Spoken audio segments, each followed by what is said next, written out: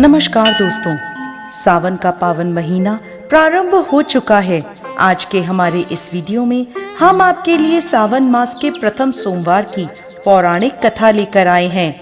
एक समय की बात है, अमरपुर नामक एक नगर में अमीर साहूकार रहता था। उसके कोई संतान नहीं थी, जिस कारण वो बहुत दुखी रहता था। संतान प्राप्ति के लिए वो हर सोमवार व्रत कर भोलेनाथ की पूजा किया करता था। संध्या के समय मंदिर में जाकर भगवान शिव के आगे घी का दीपक जलाया करता था। उसकी भक्ति देखकर माता पार्वती बहुत प्रसन्न हुई और भोलेनाथ से कहने लगी, हे प्राणनाथ, ये आपका सच्चा भक्त है, कृपा करके इसकी मनोकामना पूरी कर दें।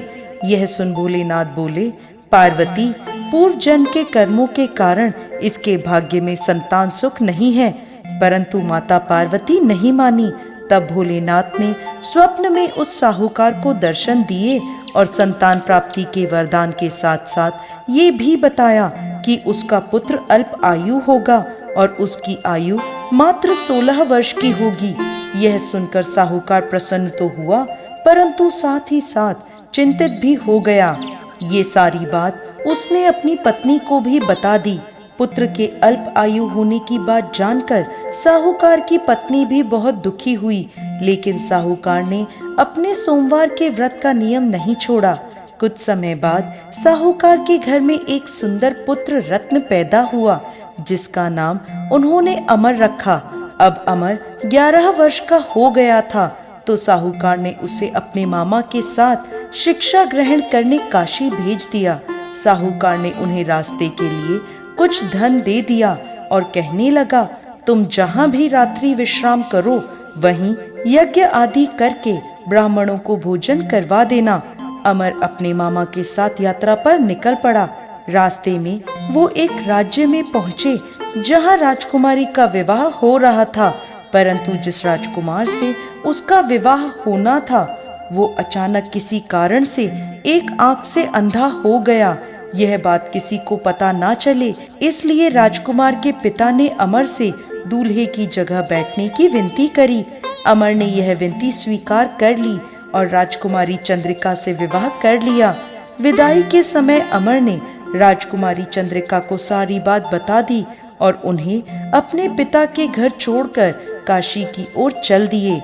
जब अमर 16 वर्ष का हो गया, तब उन्होंने एक यज्ञ का आयोजन किया और यज्ञ के बाद ब्राह्मणों को भोजन कराया और अन्न और वस्त्र दान भी किए। उसी रात्रि निद्रा में अमर की मृत्यु हो गई। उसके मामा जोर जोर से रोने लगे।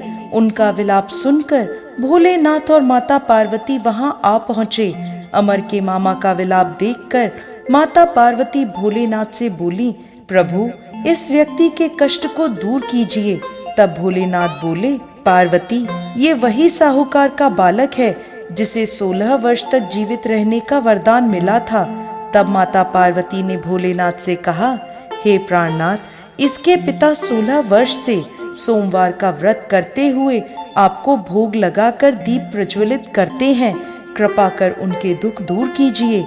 माता पार्वती की ऐसी प्रार्थना सुन भोलेनाथ ने अमर को जीवन वरदान दे दिया। वरदान प्राप्त होते ही अमर जीवित हो गया। स्वस्थ होते ही वो अपने नगर की ओर वापस लौट चला। तब रास्ते में वह राजकुमारी चंद्रिका के पास आ पहुंचा। वहां के राजा और राजकुमारी चंद्रिका ने अमर को पहचान लिया। राजा ने राजकुमारी चंद्रिका को अमर के साथ उसके घर की ओर विदा किया। वहीं दूसरी ओर साहूकार और साहूकारनी यह जानते थे कि 16 वर्ष की आयु में उनके पुत्र की मृत्यु निश्चित है। इस कारण वो बहुत दुखी थे और कष्ट में अपना जीवन बिता रहे थे। तभी उनका पुत्र अमर राजकुमारी चंद्रिका के साथ घर पहुंच गया। अमर को अपनी नवविवाहित पत्नी के साथ देखकर साहूकार और साहूकारनी बहुत प्रसन्न हुए।